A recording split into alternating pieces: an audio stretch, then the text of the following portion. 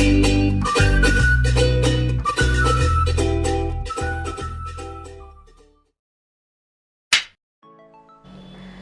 Friend, কেমন আছেন সবাই? আমি সঙ্গীতা। আজ আবারও একটা নতুন দিনে welcome back to my channel blogger Sangeeta. যাচ্ছি আমরা সকলে মিলে পুরী। তার জন্য লোকনাথ স্টেশন থেকে আমরা ট্রেনে চেপেছি হাওড়ার উদ্দেশ্যে। হাওড়া এখানে আমার ভাগ্নি, আমার দেওর, আমার 2 ছেলে আছে। আমরা সবাই লোকনাথ থেকে উঠেছি, হাওড়া পর্যন্ত যাব। হাওড়া থেকে যাব শালিমার। আমাদের শালিমার থেকে 7:05-এর ট্রেন, শালিমার টু পুরী। আর এই ভদ্রলোক চেয়ারে বসে, জানি না ফোন নিয়ে কী করছেন। ফাঁকা ট্রেন পেয়ে আমিও একটুখানি ভিডিও করে নিলাম। ছেলে একটু বায়না করছিল, তাই ওর কাছে গিয়ে বসলাম। ট্রেনটা ভালো ফাঁকা ছিল। 3:22-এ লোকনাথ থেকে আমরা উঠেছি। ছেলে ট্রেনে করে কোথাও গেলে ওর খুবই মজা হয়।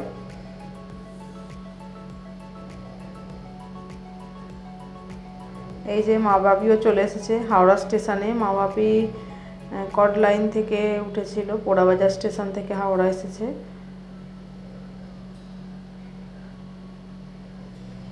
শ্বশুর শাশুড়িও যেত, ভালোই হতো, একসাথে সবাই মিলে যাওয়া হতো। এক ফ্রেমে 4 জনকে আমি দেখতে চেয়েছিলাম, কিন্তু তা আর হলো না।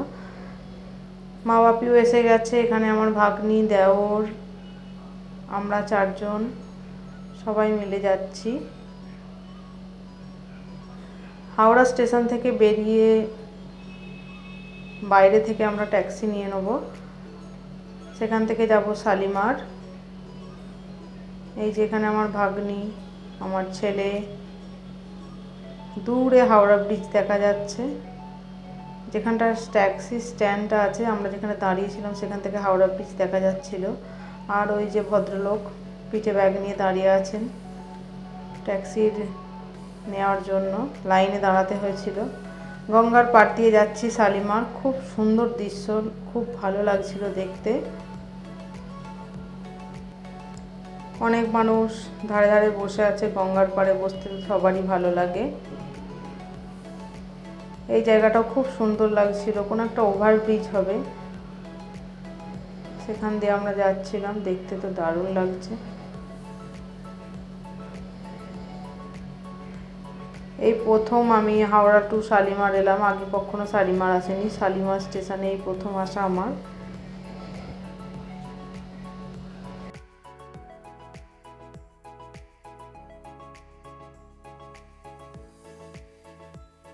চলে এলাম হাওড়া স্টেশন থেকে শালিমার স্টেশনে।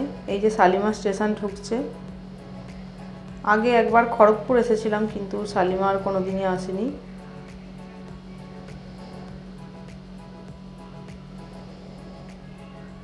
এই স্টেশন থেকে 2 নম্বর লাইনে আমাদের ট্রেন ঠিক 7:05-এ ছাড়বে, আর একদম 7:05-এ ছেড়ে দিয়েছিল। আমি এখন যাচ্ছি। দূরে একটা মিও মোড়ের দোকান দেখতে পেয়েছি। ভাগ্নি, দেওর আর বড় ছেলে আগেই চলে গেছে। আমিও যাচ্ছি। ওই যে দূরে মিও মোড়ের লোগো দেখা যাচ্ছে, তবে ওরা মনের মতো কিছুই পায়নি, তাই ওখান থেকে ব্যাক করছে। এই যে ভাগ্নি আর আমি হাঁটছি একসাথে।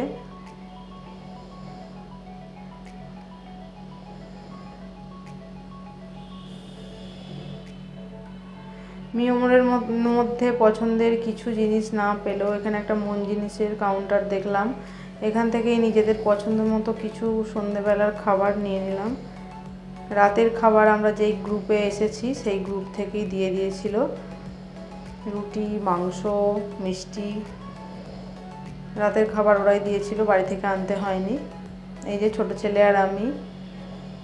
ছোট ছেলে জামা প্যান্ট চেঞ্জ করে দিয়েছিলাম, বড় ছেলেরও তাই, কারণ অনেকটা এসেছে, সবাই ঘেমে গেছে। হালকা পাতলা জামা দিয়ে দিলাম গায়েতে। ছোট ছেলের ভীষণ মজা হচ্ছে, এরকম ট্রেনেও প্রথমবার চাপলো। রাত্রিরে জার্নি ওকে নিয়েই প্রথম।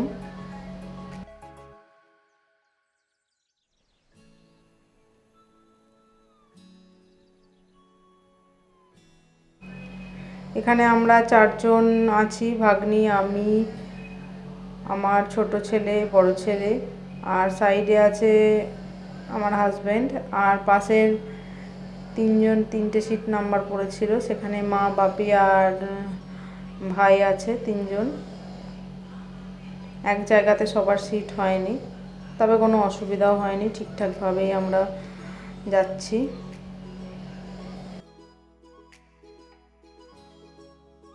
চন্দনা কাকিমা খবর দিল, এখন বাজে 3:10। 4:30তে পুরীতে আমাদের নামার কথা, কিন্তু আমার ছেলে রাত 2টো থেকে অস্থির করে উঠছে, ওটো পুরী স্টেশন চলে আসবে, তাড়াতাড়ি নামবো, তাড়াতাড়ি সমুদ্রে যাব। তাই তখন 3:10, তারপর থেকে ও আর আমাদেরকে ঘুমোতে দেয়নি। অনেকবার ছোট ছেলেকেও তোলার চেষ্টা করছিল, চলো ভাইকে জায়গায়, এরকম একটা ব্যাপার। আমি বললাম না, ওকে এখন তুলতে হবে না, পুরী স্টেশন এলে ওকে তুলবো। ও সব রকম ব্যাগ একদম গুছিয়ে নিয়ে আসছে।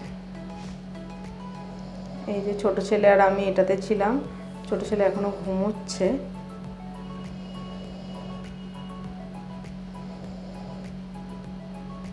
বড় ছেলে গেঞ্জি টেঞ্জি পরে একদম রেডি হয়ে নিয়েছে, যেহেতু ও স্যান্ডো পরেছিল গরমের জন্য। ওর বাবা ওদিকটায় গেছে, ও চলে যাচ্ছে।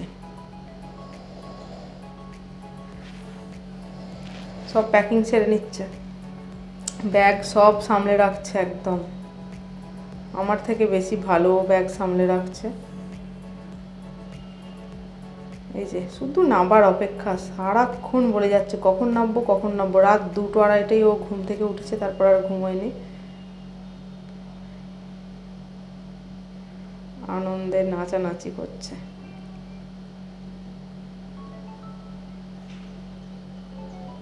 ট্রেন একদম ঠিক টাইমে পুরী পৌঁছে গেছে, ঠিক 4:30-এই আমরা নেবে এখানে দাঁড়িয়েছি।